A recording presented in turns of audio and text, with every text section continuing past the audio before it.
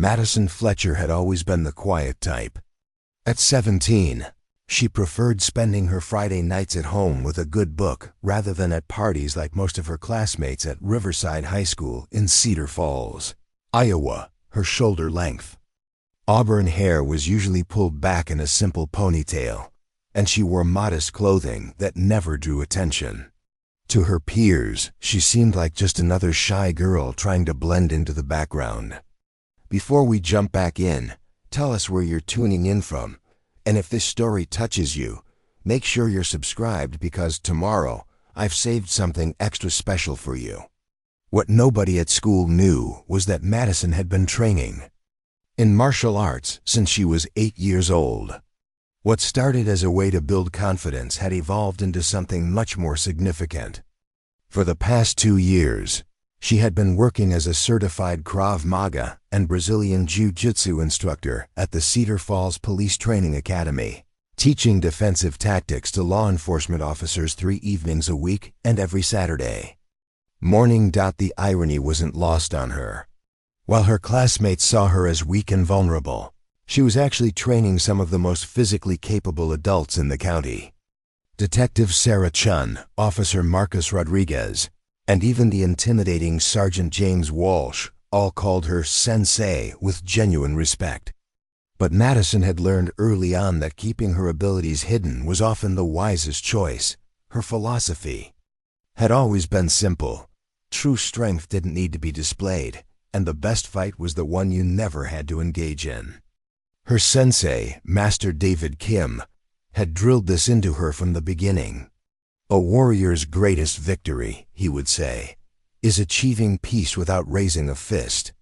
This mindset had served Madison well throughout high school. She had successfully avoided confrontations, deflected bullying with strategic absences, and maintained her peaceful existence by staying invisible. Her parents, Dr. Rebecca Fletcher and engineer Thomas Fletcher, supported her approach. They were proud of their daughter's discipline and maturity, especially knowing the level of responsibility she carried in her work with law enforcement. Madison's typical day began at 6 in the morning with a solo training session in the converted garage behind their 2-story colonial home. She would run through forms, practice combinations on the heavy bag, and work on flexibility. Her movements were precise and fluid, each technique executed with the kind of muscle memory that comes from years of dedicated practice. After her morning routine, she would shower, dress in her usual understated clothes, and head to school in her mother's old Honda Civic. At Riverside High, she attended her classes diligently, maintaining a solid B+ average while carefully avoiding the social dynamics that seemed to consume her peers. The school's social hierarchy was clearly defined, and Madison had positioned herself deliberately at the periphery. At the top were students like Chelsea Morrison and her inner circle, who ruled the hallways. With a combination of wealth, popularity, and carefully cultivated intimidation, Chelsea was the daughter of the town's most successful real estate developer, and she carried herself with the confidence that came from never having been told no about anything that mattered to her. Chelsea stood nearly 6 feet tall, with platinum blonde hair that she wore in elaborate styles that probably took an hour each morning to perfect. Her clothes were always designer brands, and she had a way of looking at people that made them feel instantly evaluated and usually found wanting. She had been the undisputed queen of Riverside High since sophomore year, and her reign had been built on a foundation of psychological warfare rather than physical confrontation.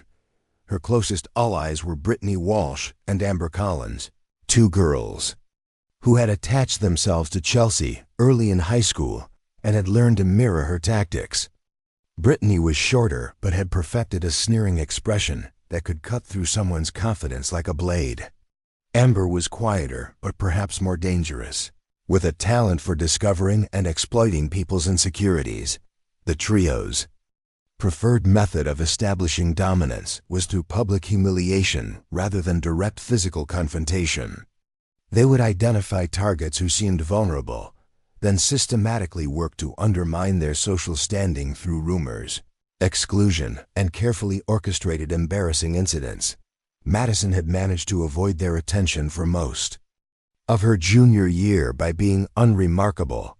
She sat in the middle sections of classrooms, ate lunch alone while reading, and never volunteered for group projects that might put her in their orbit.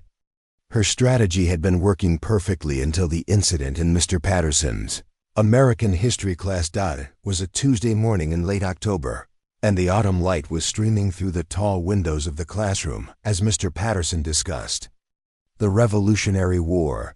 Madison was taking careful notes when Chelsea, who sat 2 rows behind her, started making quiet comments to her friends about Madison's outfit.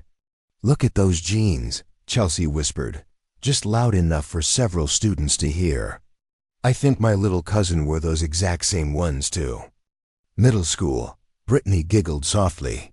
"At least your cousin probably washed hers more recently." Madison felt her cheeks flush, but kept her eyes focused on her notebook. She had learned that reacting to these comments only encouraged more of them. Mr. Patterson either didn't hear the whispers or chose to ignore them, continuing his lecture about the Boston Tea Party. "I heard she lives in that old house on Maple Street," Amber added, her voice carrying a tone of mock sympathy. "The one with the paint peeling off the shutters." The comments continued for several more minutes each, one designed to chip away at Madison's composure. She found herself gripping her pen tighter, her jaw clenched as she forced herself to remain focused on the lesson.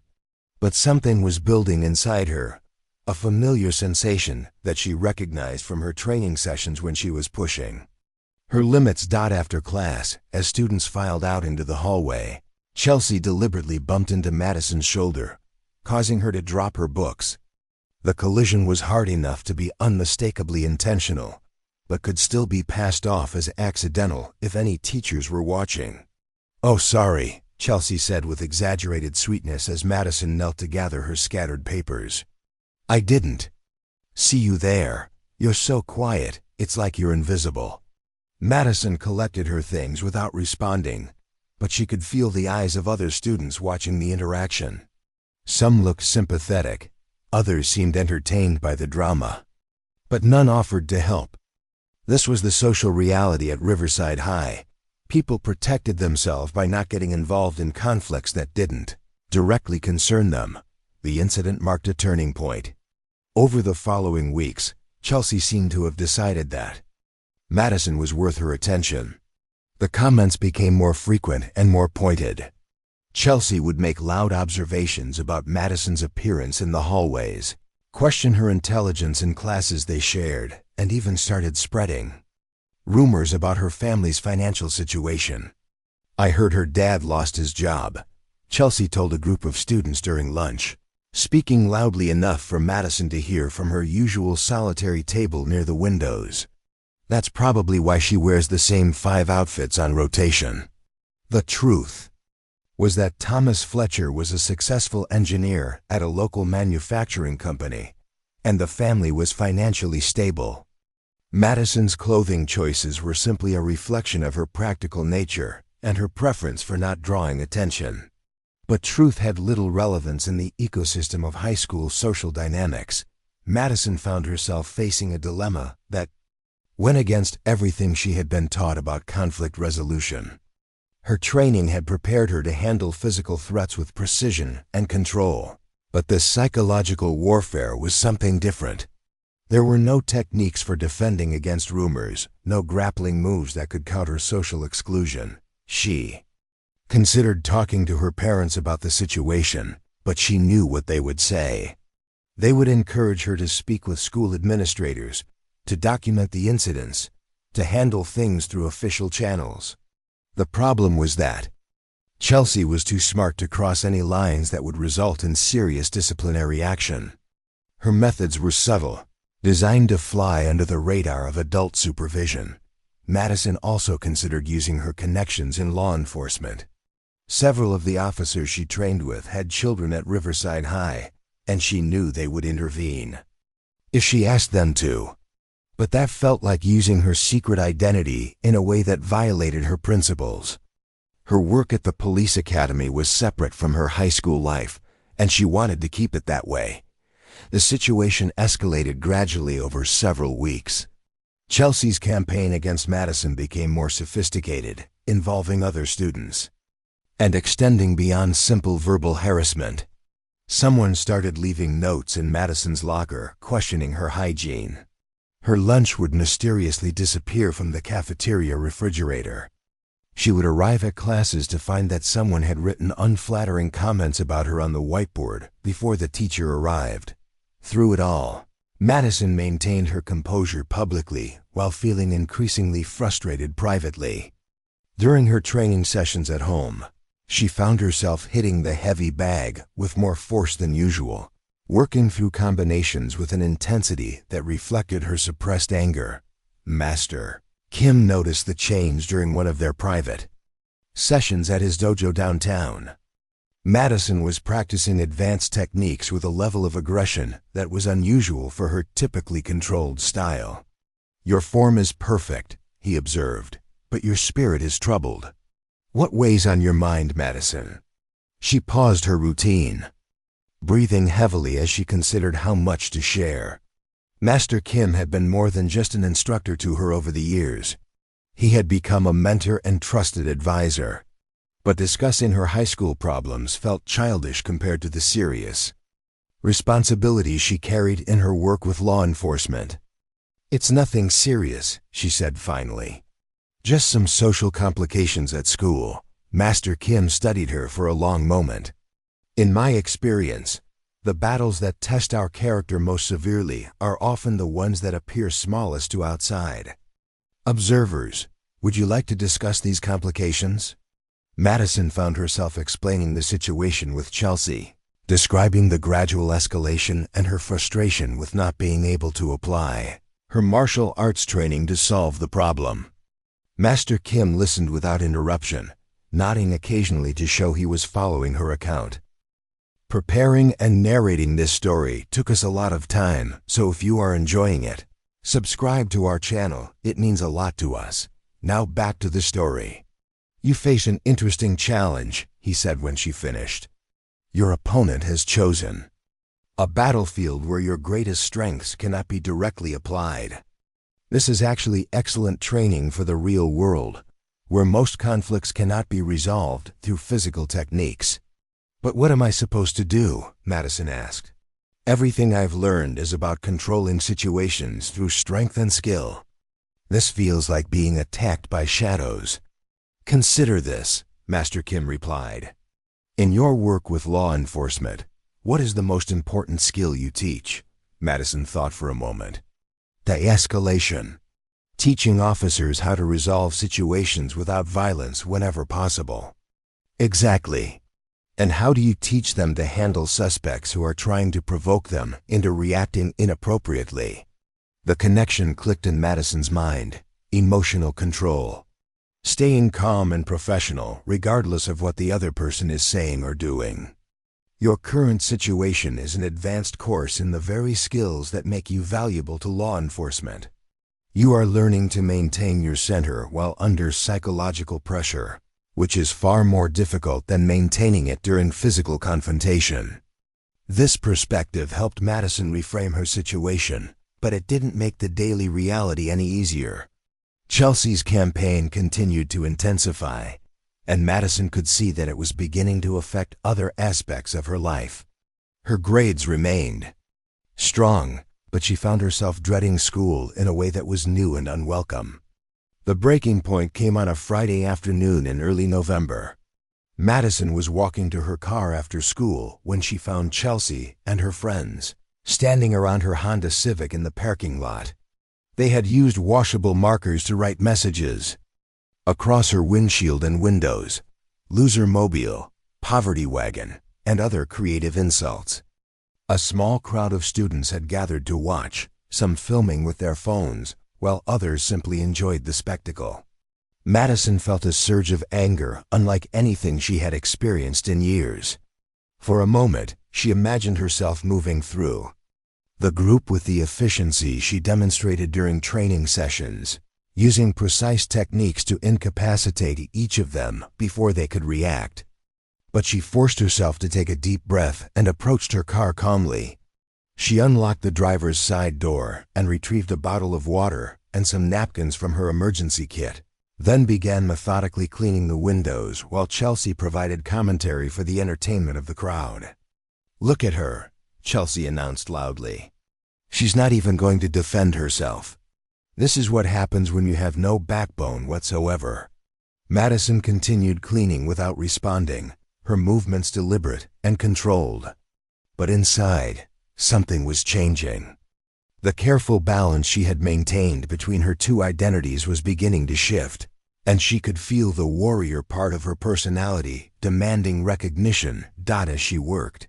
She became aware that one of the students filming the incident was Tyler Martinez, a junior who had always been friendly toward her in classes they shared. He caught her eye and gave her a subtle thumbs up, mouthing the word respect in a way that only she could see. The small gesture of support reminded Madison that not everyone at Riverside High endorsed Chelsea's behavior.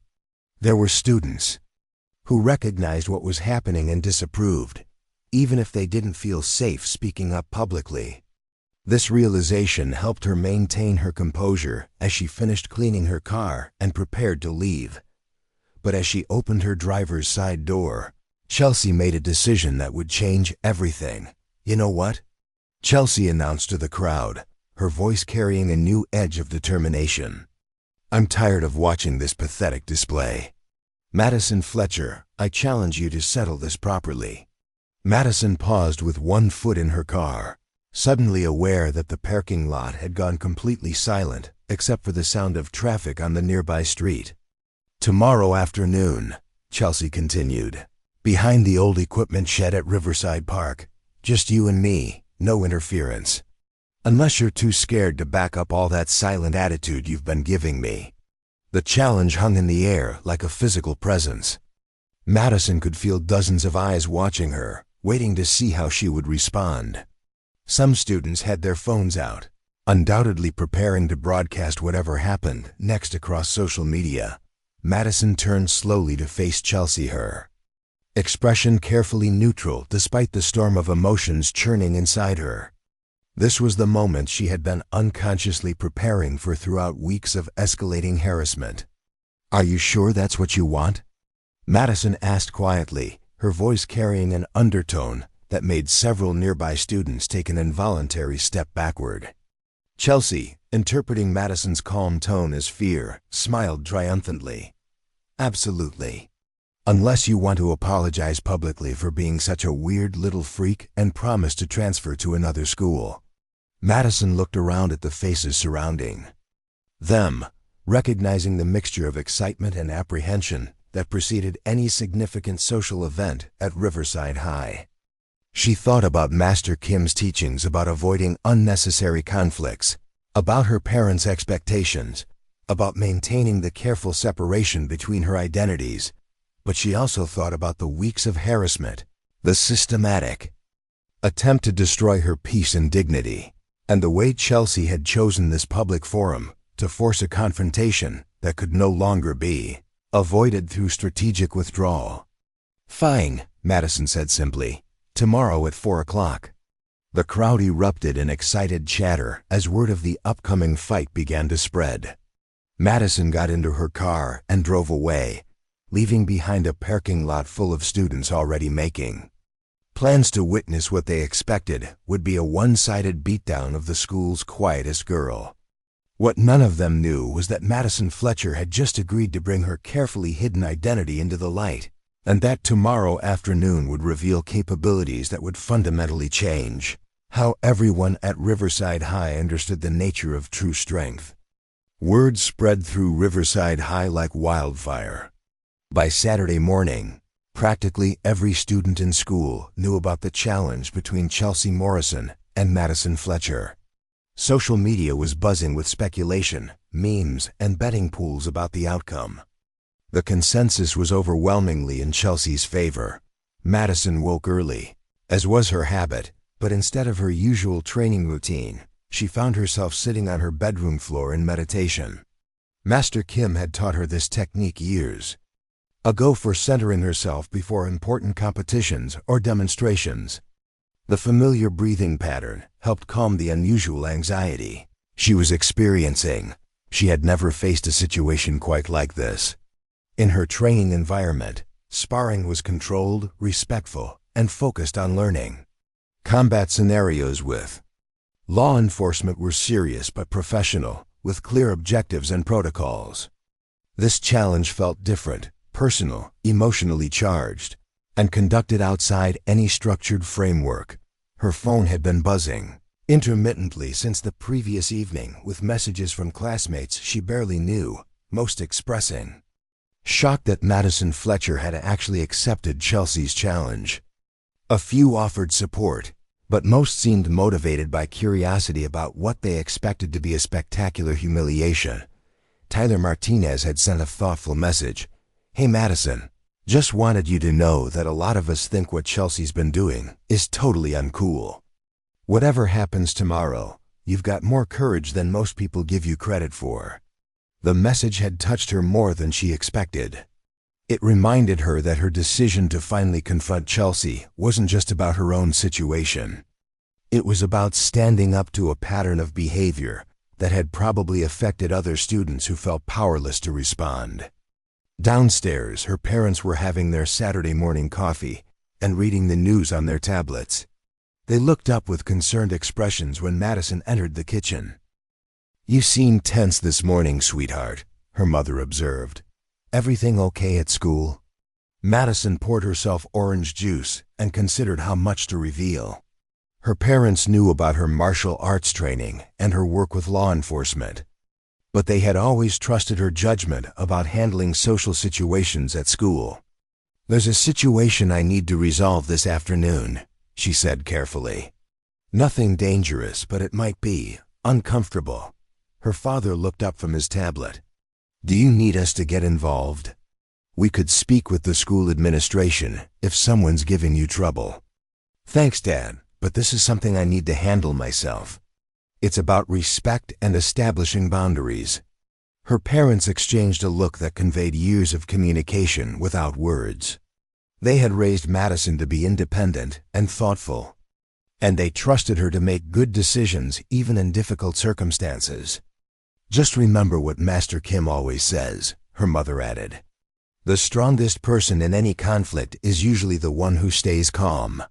Madison nodded, appreciating their confidence in her judgment. After breakfast, she decided to spend the morning doing something completely normal to keep her mind occupied. She drove to the Cedar Falls Public Library and settled into her favorite corner table with a novel she had been reading, but concentration proved impossible. Every few minutes, she would catch herself staring out the window, replaying various scenarios in her mind. How much force would she need to use to end the fight quickly without seriously injuring Chelsea? How could she demonstrate her capabilities while still maintaining some element of her previous anonymity? The ethical dimensions of the situation bothered her more than the physical aspects. Chelsea had no idea what she was getting into, which created an enormous imbalance that felt almost unfair. On the other hand, Chelsea had deliberately and systematically worked to make Madison's life miserable, and had chosen this confrontation, despite having multiple opportunities to stop her harassment. Around noon, Madison's phone rang with a call from Detective Sarah Chen, one of the officers she trained regularly. "Hey Madison, I hope you don't mind me calling on the weekend. I wanted to thank you for that defensive tactics session on Thursday. The new wrist control technique you showed us worked perfectly during an arrest yesterday." "I'm glad it was helpful," Madison replied, feeling a strange disconnect between this professional conversation and her afternoon plans. "You sound a little distracted." "Everything all right?" Madison hesitated. Detective Chun had become something of a mentor figure during their training sessions, and Madison valued her perspective on handling difficult situations. "Actually, I could use some advice about conflict resolution," Madison said. "Hypothetically, if someone keeps escalating a situation and finally forces a direct confrontation, what's the most professional way to handle it?" That's an interesting question. In law enforcement, we always try to de-escalate first, but sometimes people make choices that force a decisive response. The key is using the minimum force necessary to resolve the situation safely and maintaining control throughout. What if the other person has no idea what they're actually getting into? Detective Chun was quiet for a moment. Madison, is everything okay? This doesn't sound entirely hypothetical. It's just a social situation at school. Nothing illegal or dangerous, but someone has been pushing boundaries and now wants to settle things directly. I see. Well, remember that sometimes people need to experience natural consequences for their choices. If someone keeps pushing until they force a confrontation, they've made their own decision about the outcome. Your job is just to handle it professionally and proportionally. The conversation helped clarify Madison's thinking. She wasn't responsible for Chelsea's decision to escalate the situation, and she had given Chelsea multiple opportunities to stop the harassment through her non-response strategy. By 3 o'clock, Madison was getting ready to leave for Riverside Park. She chose practical clothing, dark jeans, athletic shoes with good grip, and a fitted long-sleeve shirt that wouldn't restrict her movement. She pulled her auburn hair back into a tight ponytail and checked her reflection in the mirror. The person looking back at her seemed different somehow. The carefully maintained facade of shy, unremarkable Madison Fletcher was already beginning to crack, revealing glimpses of the confident, competent young woman who commanded respect from experienced law enforcement officers. She arrived at Riverside Park 15 minutes early, partly to scout the location and partly to center herself before the confrontation. The area behind the old equipment shed was a natural amphitheater of sorts, with a flat grassy area surrounded by trees that would provide some privacy from casual park visitors. Madison walked the perimeter, noting potential hazards like tree roots, uneven ground, or obstacles that might affect movement during the fight. Her training had taught her to always be aware of environmental factors that could influence the outcome of any physical encounter. At exactly 4 o'clock, she heard voices approaching through the trees. Chelsea arrived with her usual entourage of Brittany and Amber, followed by at least 20 other students from Riverside High. Someone had brought a portable speaker that was playing music, giving the gathering an almost party-like atmosphere. Madison recognized most of the faces in the crowd, though many were students she had barely spoken to during her years at Riverside High. Tyler Martinez was there, along with several other students who had always been friendly toward her. But the majority seemed to be there for entertainment rather than support for either participant. Chelsea had dressed for the occasion in expensive athletic wear that looked like it had never been used for actual exercise. Her platinum blonde hair was styled in an elaborate braid, and she wore makeup that seemed designed more for social media photos than physical activity. "Look who actually showed up," Chelsea announced as Madison stepped into the clearing. "I was starting to think you had chickened out." The crowd formed a loose circle around the two girls, with phones already recording from multiple angles. Madison could see the excitement on their faces as they anticipated witnessing something they could talk about for months. "I said I would be here," Madison replied simply, her voice carrying clearly despite speaking quietly. Chelsea began what was clearly a rehearsed performance for the cameras. "You know, Madison, it's not too late to apologize and admit that you don't belong at Riverside High. I might be willing to forget this whole thing if you get down on your knees and beg for forgiveness." The suggestion drew laughter and encouraging shouts from some of the spectators.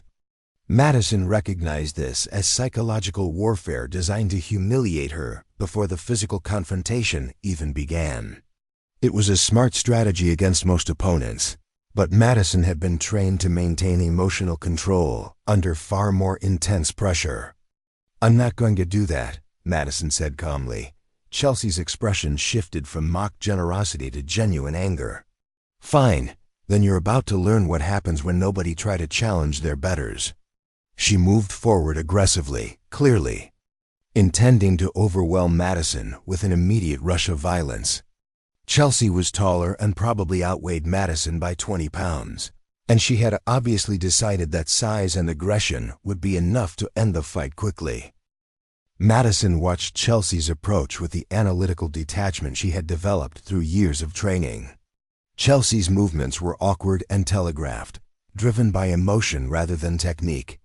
She was leading with her right hand in a wild swing that would leave her completely off balance if it missed. Time seemed as slow as Madison's training took over. She could see exactly how the next few seconds would unfold, could identify the precise moment and method for ending the confrontation with minimal effort. But she also realized that this moment represented more than just a fight between two high school students. Everyone watching expected to see quiet Madison Fletcher get destroyed by the school's most intimidating bully. What they were about to witness instead would fundamentally change how they understood both girls, and would likely become the defining story of their senior year. Madison stepped slightly to her left, causing Chelsea's wild swing to miss completely. Chelsea's momentum carried her forward, off balance and vulnerable. Madison could have ended the fight immediately with any number of techniques, but she chose instead to simply place her hand on Chelsea's shoulder and guide her stumbling motion into a controlled spin that deposited Chelsea on the ground in a sitting position. The crowd went completely silent, trying to process what they had just seen. It had happened so quickly and smoothly that many weren't sure if Chelsea had fallen on her own, or if Madison had somehow caused it. Chelsea scrambled to her feet, her face flushed with embarrassment and fury. "You got lucky," she snarled. "That won't happen again." She attacked again, this time trying to grab Madison's hair with both hands. Madison simply ducked under the grab, moved behind Chelsea, and used a basic judo technique to sweep Chelsea's legs. Chelsea hit the ground harder this time, landing on her back with enough force to knock the wind out of her. "Stay down, Madison," said quietly, but her voice carried clearly in the stunned silence. Chelsea struggled to catch her breath, staring up at Madison with an expression of complete confusion. The girl standing over her looked nothing like the quiet, submissive person she had been tormenting for weeks. Madison's posture radiated confidence and control, and her eyes held a calm intensity that was genuinely intimidating. "I don't understand," Chelsea gasped. "How did you ... "You never bothered to actually know anything about me," Madison replied. "You made assumptions based on how I choose to present myself, and you built a campaign of harassment around those assumptions." Chelsea got to her feet more slowly this time, her confidence visibly shaken. The crowd of spectators was beginning to murmur among themselves as they realized they were witnessing something completely unexpected. "This isn't over," Chelsea said, but her voice lacked its previous conviction. "Actually, it is," Madison responded. "You challenged me to settle this, and I'm settling it. The harassment stops now. The comments, the rumors, the social media posts, all of it ends today." Chelsea looked around at the crowd of students, many of whom were now filming the confrontation with obvious fascination. She could see her carefully constructed social position beginning to crumble as people reassessed everything they thought. They knew about both girls. "You think you're so tough?" Chelsea said desperately. "Fine, let's see how tough you really are." She attacked a third time, putting all her remaining pride and fury into a clumsy tackle attempt. Madison sidestepped easily, caught Chelsea's arm, and used her momentum to execute a perfect hip throw that sent Chelsea flying through the air before landing hard on her side. This time, Chelsea didn't get up immediately. She lay on the grass, breathing heavily and staring at the sky while trying to process what had just happened to her. The invincible queen of Riverside High had just been systematically dismantled by the quietest girl in school, and dozens of her classmates had recorded every second.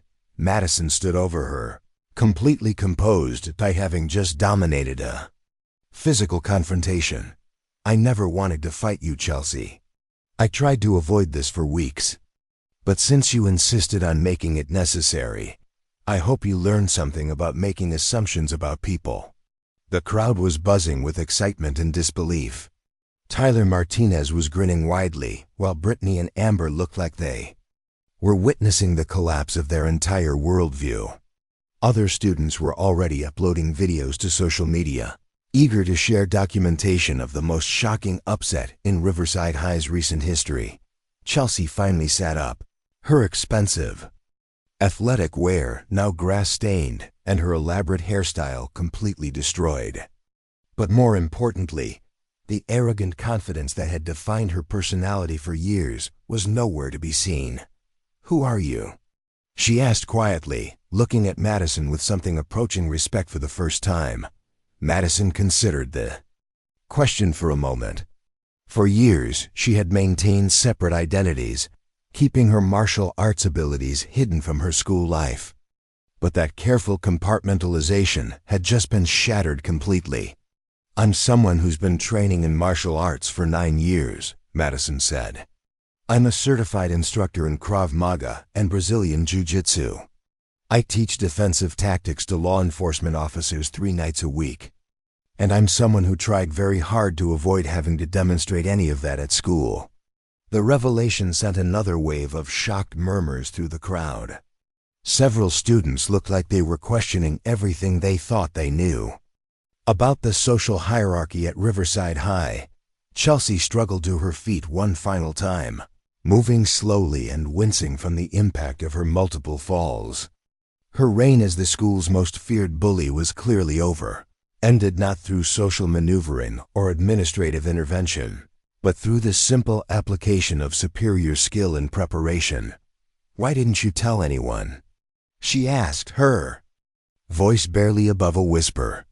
"Because I didn't need to," Madison replied.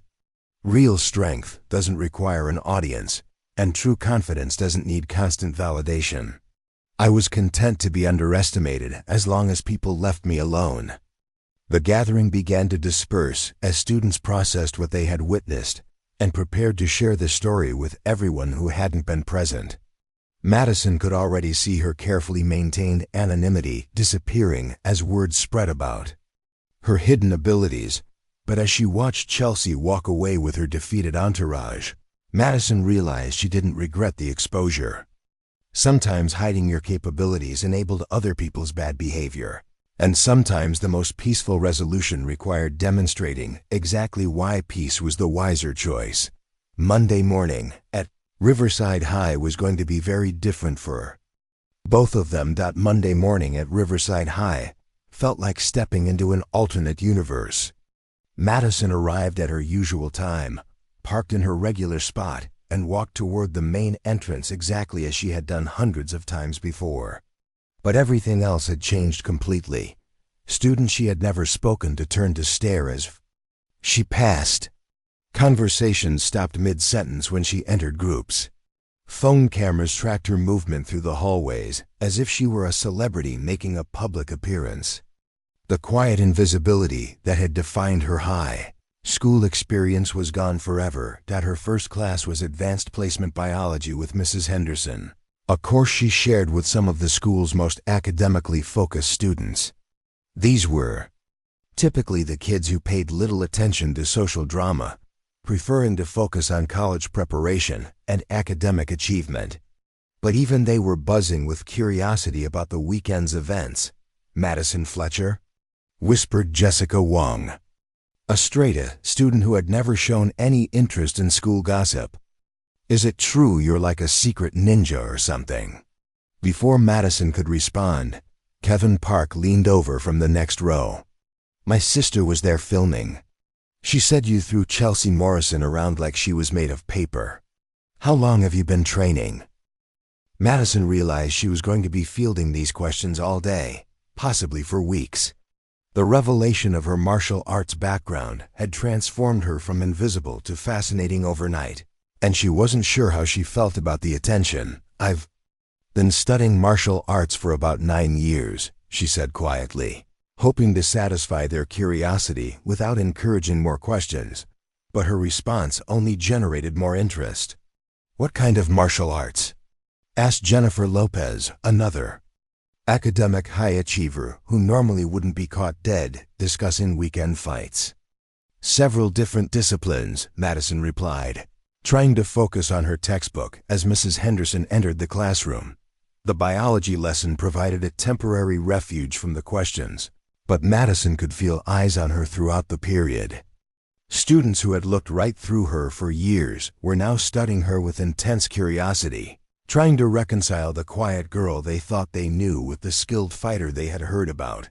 Between classes, the hallway dynamics were even more dramatic. Students moved aside as Madison walked past, creating a path that hadn't existed before Saturday afternoon. Some seemed genuinely respectful, others appeared intimidated, and a few looked like they were hoping to witness another demonstration of her abilities. Tyler Martinez caught up with her at her locker between second and third period. "Hey Madison, how are you handling all this attention?" "It's overwhelming," she admitted.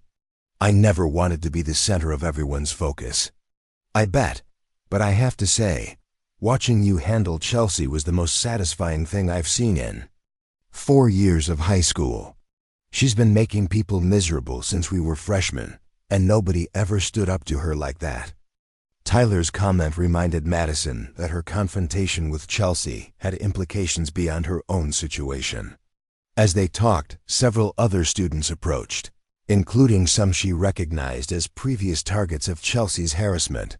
Maria Santos, a sophomore who had been tormented by Chelsea earlier in the year, spoke up nervously. "Madison, I just wanted to say thank you. What you did on Saturday... It showed the rest of us that Chelsea isn't untouchable." Similar sentiments came from other students throughout the morning. Madison began to realize that her decision to confront Chelsea had resonated with a much larger group than she had anticipated. Students who had felt powerless against the school's social hierarchy were suddenly seeing new possibilities, but the most significant change was visible in Chelsea herself. Madison first encountered her former tormentor in the cafeteria during lunch period. Chelsea was sitting at her usual table with Brittany and Amber, but the dynamic had shifted dramatically. Where Chelsea had once held court with confidence and authority, she now sat quietly while her friends dominated the conversation. Her usual designer outfit had been replaced with more modest clothing, and she kept her eyes focused on her food rather than surveying the cafeteria for potential targets. When their eyes met across the room, Chelsea looked away immediately, a gesture that would have been unthinkable just a week earlier. The queen of Riverside High had been dethroned, and everyone in the school could see the change. Madison chose her usual solitary table near the windows, but solitude was no longer an option. Students kept approaching throughout the lunch period, some asking questions about her martial arts training, others wanting to hear her version of Saturday's events, and a few seeking advice about their own bullying situations. "Madison, could I talk to you for a minute?" asked Rachel Kim, a junior who looked nervous but determined. Madison nodded, and Rachel sat down across from her. "There's this group of seniors who've been giving me trouble since the beginning of the year. Nothing physical, but they keep spreading rumors about me and making my life miserable. After seeing what you did to Chelsea, I'm wondering if you could teach me how to defend myself." The request caught Madison off guard. She had never considered that her actions might inspire other students to seek martial arts training. "Rachel, learning self-defense is always valuable, but it takes years to develop real skills. Have you considered other approaches to dealing with these students?" "I've tried everything," Rachel replied. "Ignoring them, reporting them to teachers, even having my parents talk to the school. Nothing works. They're too smart to get caught. Doing anything that would get them in serious trouble." Madison recognized the frustration in Rachel's voice. It was the same helpless feeling she had experienced during weeks of harassment from Chelsea. The difference was that Madison had possessed the physical skills to end the situation definitively when talking and avoiding failed to work. "Tell you what," Madison said. "There's a martial arts school downtown where I train. Master Kim offers beginner classes for teenagers. It won't solve your immediate problem, but it might help you develop the confidence and skills to handle future situations. Rachel's face lit up. Would you introduce me? I'd feel more comfortable starting if I knew someone there. Madison agreed, realizing that her role at Riverside High was evolving in ways she hadn't anticipated.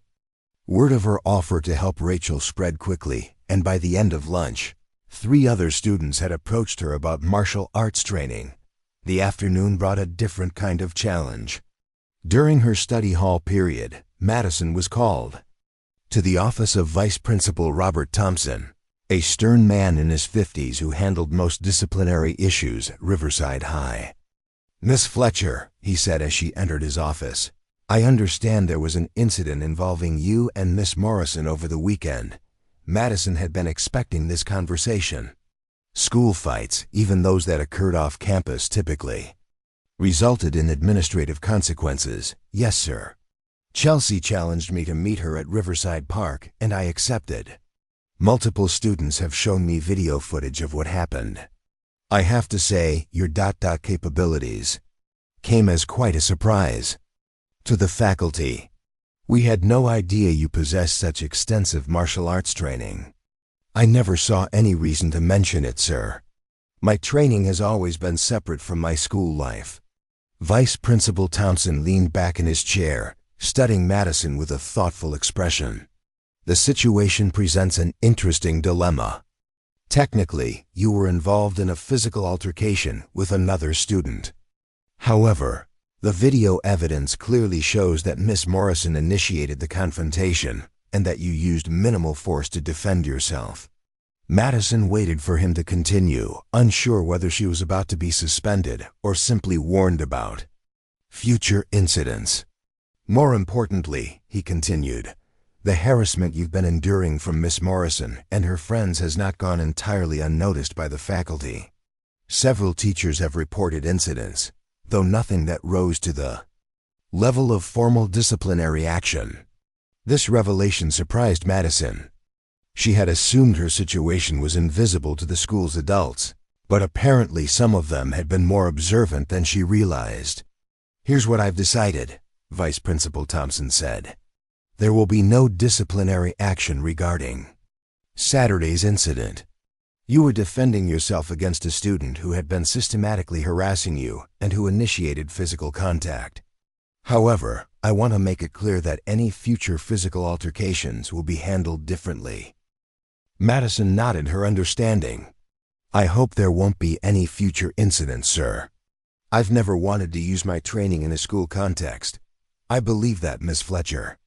Your academic record and behavior over the past 3 years support that statement, but I have a question for you.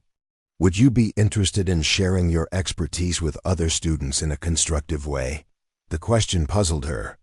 "I'm not sure what you mean, sir. We've been discussing the possibility of starting a self-defense club or program for students who are interested in learning basic personal safety skills.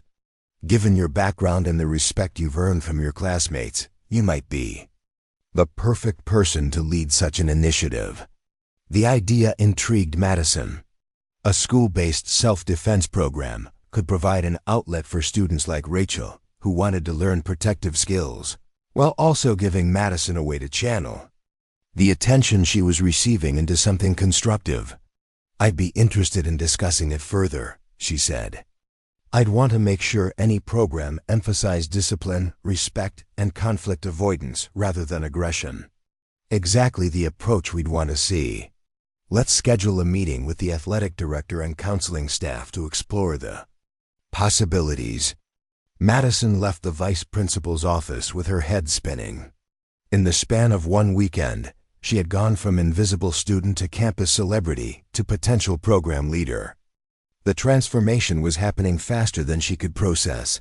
Her final class of the day was American History with Mr. Patterson, the same classroom where Chelsea's harassment campaign had escalated weeks earlier. The dynamic was completely different now.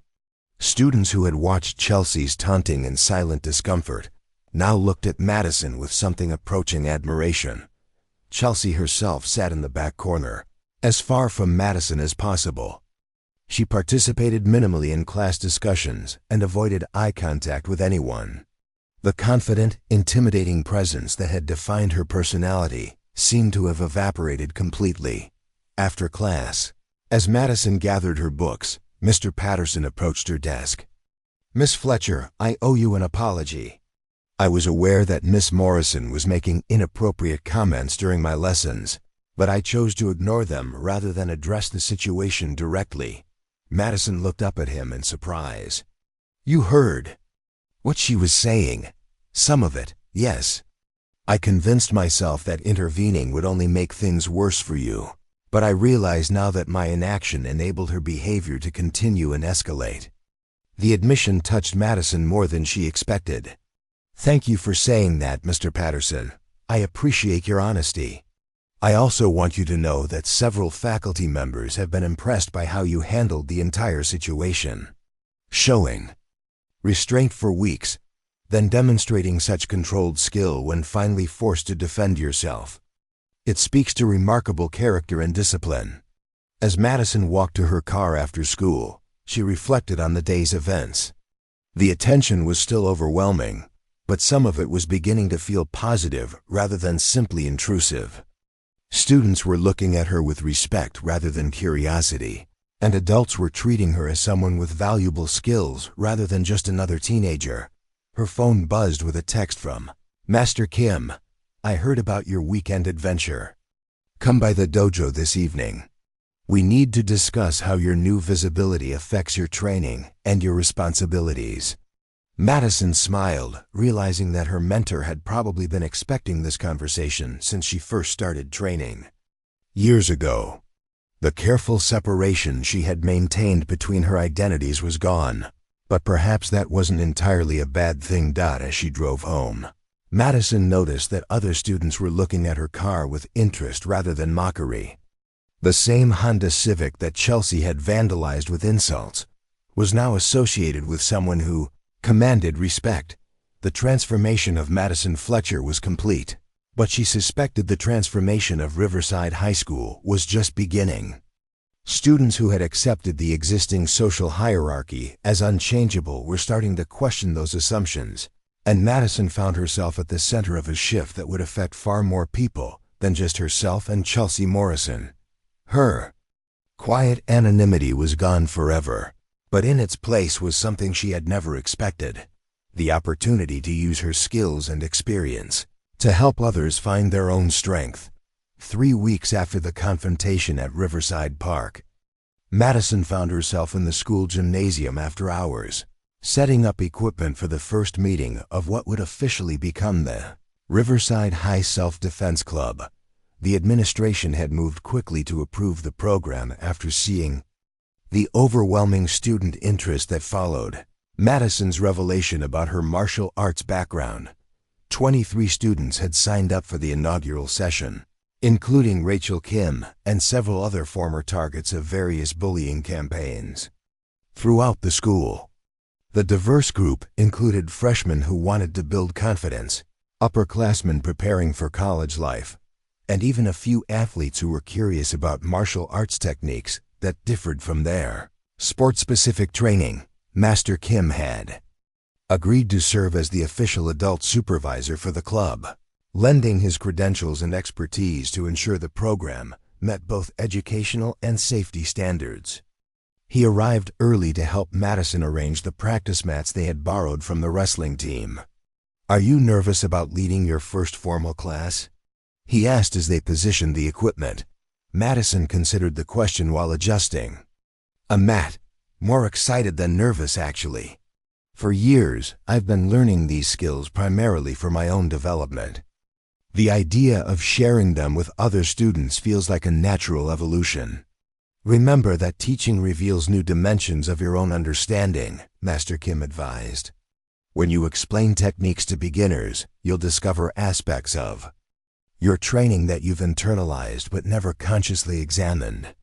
Students began arriving at 6 o'clock, and Madison was struck by the mix of personalities that had been drawn to the program.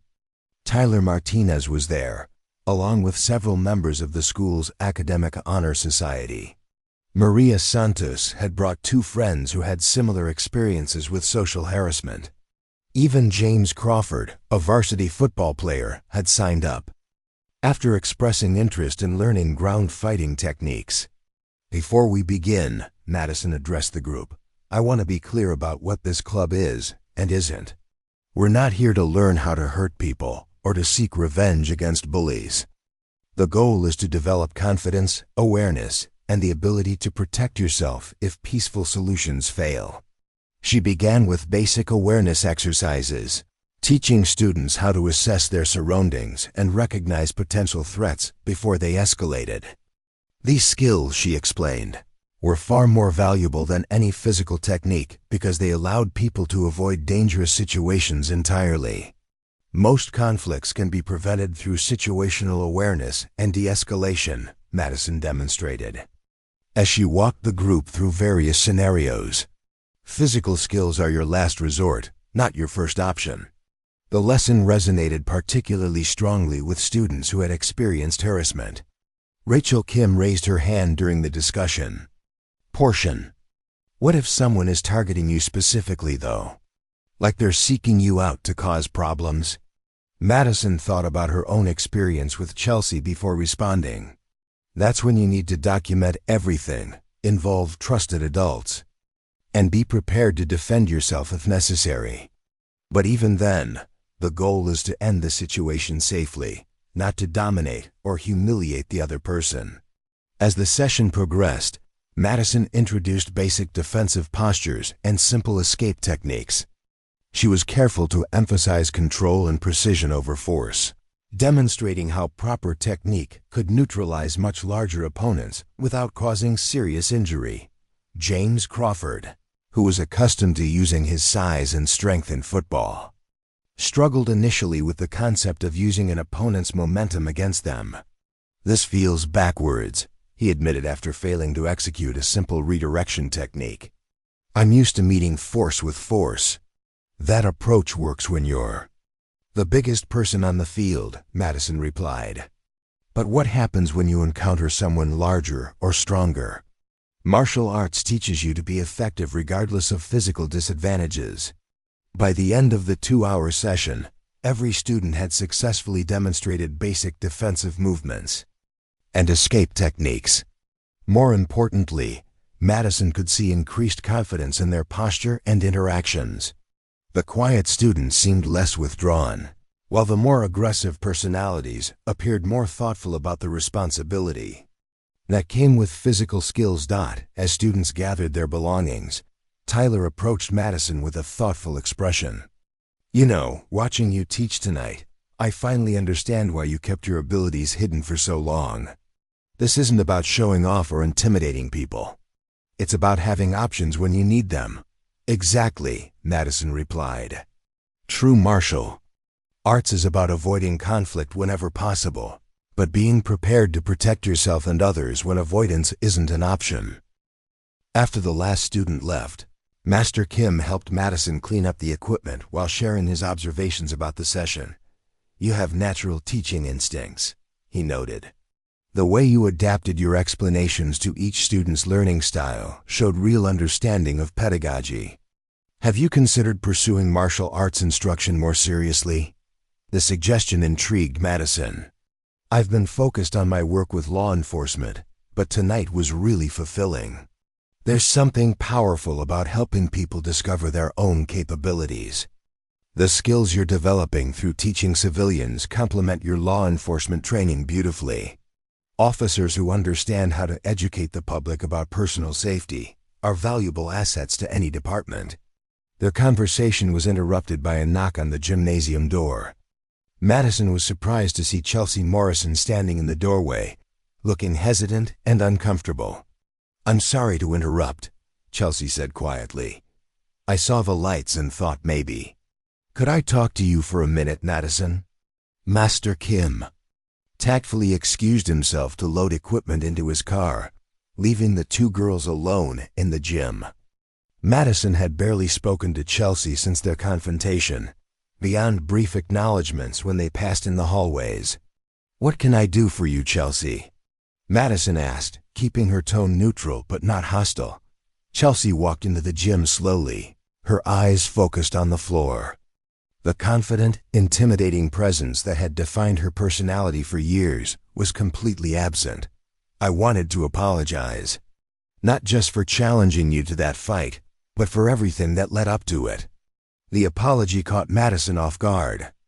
She had expected anger, resentment, or attempts at social retaliation, but genuine remorse hadn't been on her list of possibilities. "I've spent the last 3 weeks thinking about why I treated you the way I did," Chelsea continued.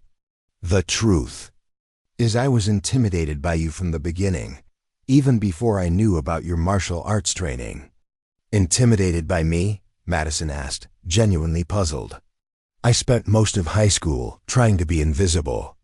"That's exactly what intimidated me," Chelsea replied. "You never seemed to need anyone's approval or validation. You were completely comfortable being yourself, regardless of what other people thought. I built my entire identity around controlling how others perceived me, and you represented everything I was afraid of becoming." The insight was more perceptive than Madison had expected from Chelsea. "So you tried to tear down what you saw as a threat to your social position." "It was more personal than that. I think I was trying to prove to myself that everyone needed to play the same social games I was trapped in. If I could break your confidence and make you desperate for acceptance, it would validate my own choices." Madison found herself reassessing everything she thought she understood about their conflict. "Why are you telling me this now?" Chelsea finally looked up, meeting Madison's eyes directly for the first time since their fight. "Because watching you teach those students tonight made me realize what real strength looks like. You're using your abilities to help other people become more confident and capable. I used mine to make people feel small and afraid." The conversation was taking a direction Madison hadn't anticipated. "What are you hoping to accomplish with this apology?" "I don't know," Chelsea admitted. "I'm not asking for forgiveness or friendship. I just needed you to know that I understand what I did was wrong, and that it came from my own insecurities rather than anything you actually did." Madison studied Chelsea's face, looking for signs of manipulation or hidden agenda. But the vulnerability she saw seemed genuine, backed by 3 weeks of dramatically changed behavior that the entire school had witnessed.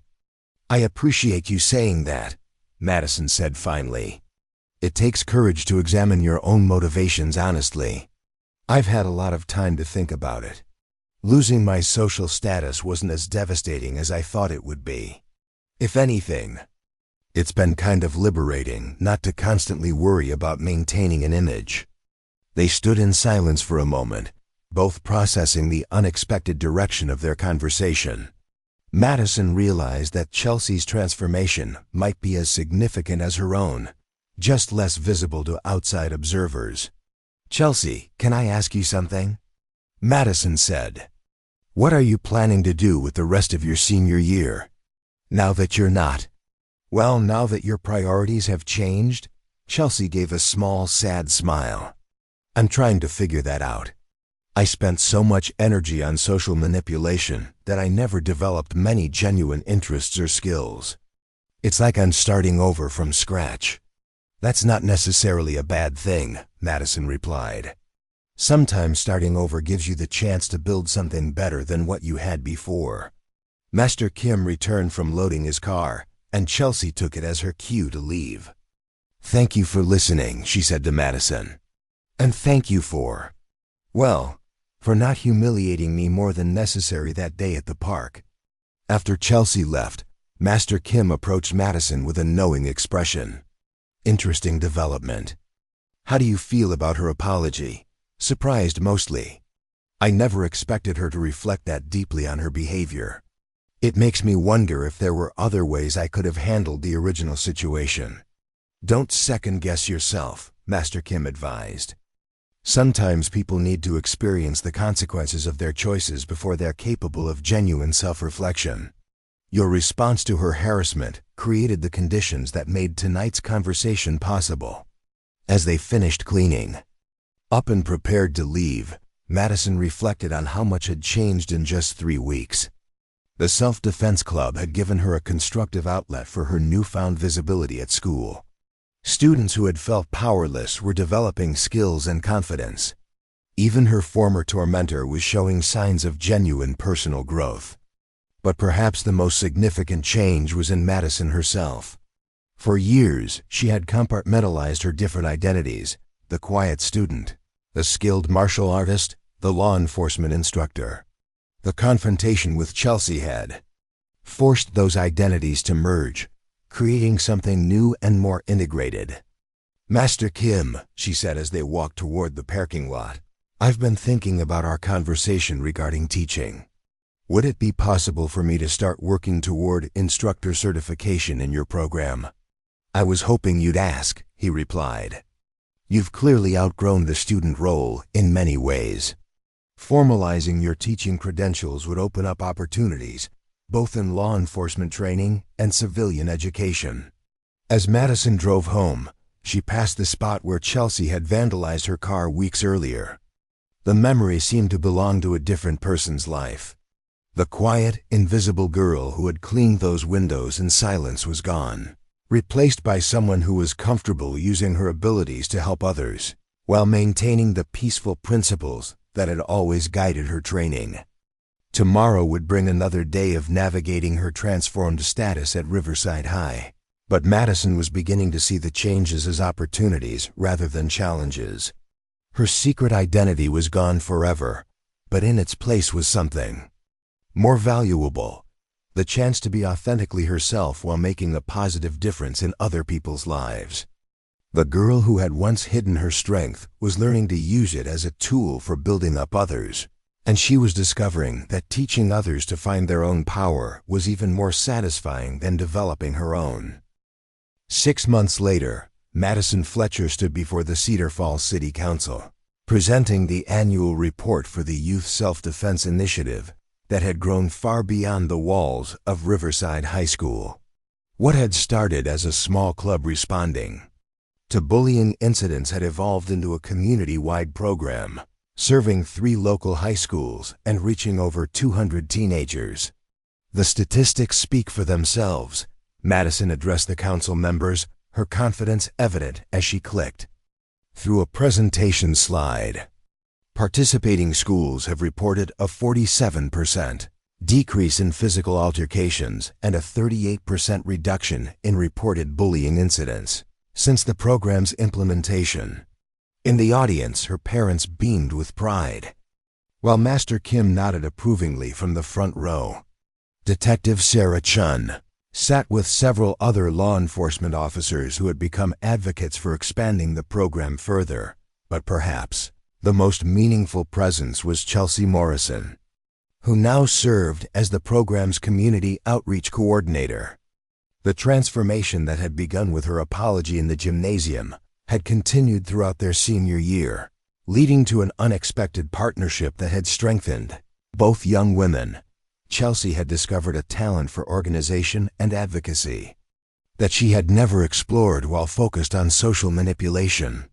Her understanding of teenage social dynamics, combined with her newfound commitment to positive change, made her invaluable in reaching students who might otherwise resist participating in a self-defense program. The program's success comes from addressing both physical and psychological aspects of personal safety. Madison continued her presentation. Students learn practical defensive techniques, but more importantly, they develop confidence, situational awareness, and conflict resolution skills that serve them in all areas of life. After the presentation, the council voted unanimously to provide funding for expanding the program to additional schools throughout the county. As Madison gathered her materials, Councilwoman Patricia Rodriguez approached her with a warm smile. "Miss Fletcher, your work is exactly the kind of youth leadership we need more of in this community. Have you given any thought to your college plans? I'd be happy to write a recommendation letter for any program you're considering." Madison thanked her for the offer while reflecting on how much her future had clarified over the past months. Her experience building and leading the self-defense program had revealed interests and abilities she hadn't known she possessed. Integration of her martial arts skills with education and community service felt like a natural career path. Outside the council chambers, the group gathered to celebrate the program's official expansion. Tyler Martinez, now a college freshman studying criminal justice, had driven back from the state university specifically to attend the presentation. "Remember when you used to eat lunch alone and avoid eye contact with everyone?" he teased Madison good-naturedly.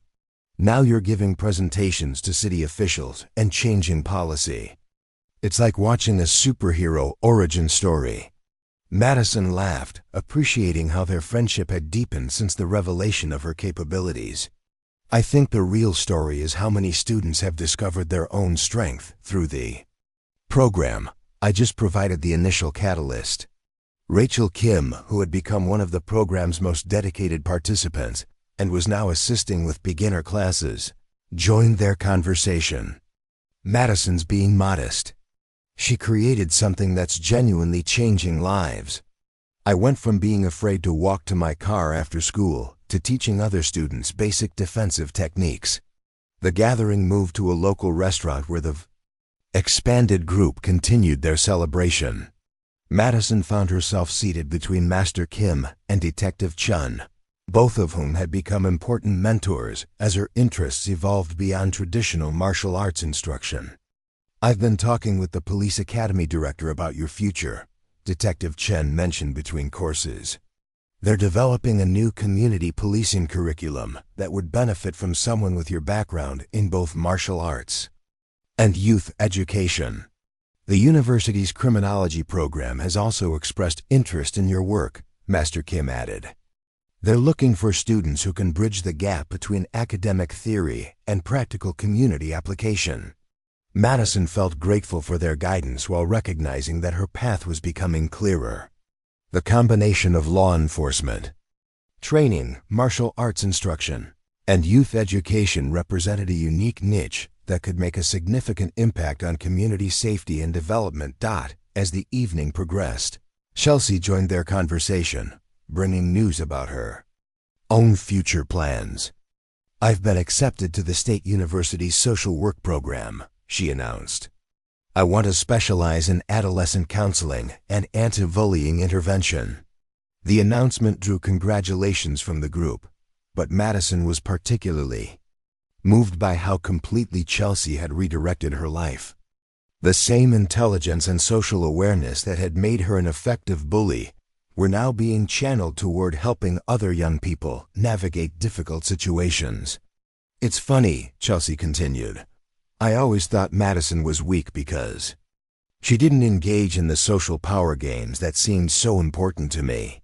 It took getting thrown around in front of half the school to realize that real strength was exactly what she'd been demonstrating all along." After dinner, Madison and Chelsea walked together toward the parking lot, their conversation continuing the honest dialogue that had developed between them over the months. "Do you ever regret how everything happened?" Chelsea asked. "I mean, you lost your anonymity permanently, and you got stuck dealing with all this attention and responsibility." Madison considered the question while looking up at the clear night sky. "I miss the simplicity of my old life sometimes, but I don't regret the changes. Hiding my abilities was sustainable for a while, but it wasn't really authentic.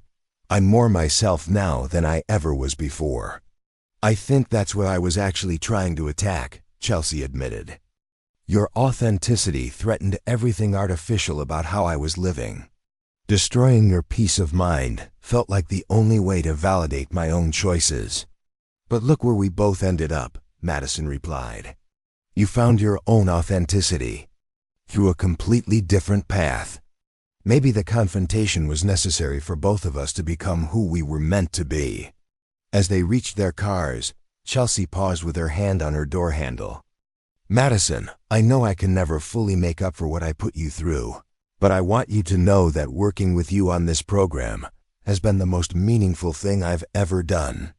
Madison smiled, recognizing the sincerity in her former adversary's voice. "We make a good team, Chelsea." Your outreach work has reached students that my approach never could have connected with. The drive home gave Madison time to reflect on the remarkable journey that had brought her to this point. The quiet girl who had once meditated alone in her bedroom was now a recognized community leader, whose work was expanding throughout the county. Her phone buzzed with a text from Tyler. "Proud to know you, Sensei Fletcher. Can't wait to see what you accomplish next." The nickname made her smile. Sensei Fletcher captured the integration of her identities that had once seemed impossible to reconcile. She was still the disciplined martial artist, still the dedicated student, still the peaceful person who preferred to avoid conflicts.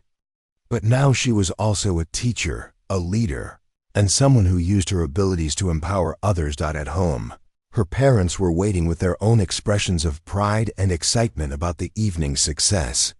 "We always knew you had special talents," her mother said, "but watching you develop into a community leader has been extraordinary." "I think what I'm most proud of," her father added, "is how you've maintained your principles throughout this transformation. You're still the thoughtful, compassionate person you've always been, but now you're sharing those qualities with others on a much larger scale." Later that evening, Madison sat in her converted garage training space, running through the forms that had centered her for nearly a decade. The movements felt different now, informed by her experience teaching dozens of students and her growing understanding of how martial arts could serve community development. Her reflection was interrupted by a call from Master Kim, who had news that would shape her immediate future. "Madison, I've just received a call from the State Attorney General's office. They're developing a statewide anti-bullying initiative and want to incorporate elements of your program. They're offering you a position as a youth consultant while you complete your college education." The opportunity represented everything Madison had discovered about herself over the past months: the chance to use her martial arts background, her teaching abilities, and her understanding of adolescent social dynamics to create positive change on a much larger scale. It would mean developing curricula for schools across the state and training other instructors to implement your methods. Master Kim continued, "You'd be building something that could affect thousands of students." As Madison considered the offer, she realized that the confrontation with Chelsea had been much more than a simple resolution to a bullying situation. It had been the catalyst for discovering her true calling and the beginning of a career that combined all her interests and abilities in service to others. The shy girl who had once hidden her strength to maintain peace had learned that sometimes the greatest service to peace was teaching others to find their own power. Her secret was no longer hidden, but it had become something far more valuable, a gift that could be shared with anyone ready to discover their own potential. Standing in the space where her journey had begun years earlier, Madison Fletcher understood that some fights are worth having, not because they prove your strength, but because they reveal who you're meant to become. Up next, you've got 2 more standout stories right on your screen. If this one hits the mark, you won't want to pass these up. Just click and check them out. And don't forget to subscribe and turn on the notification bell so you don't miss any upload from us.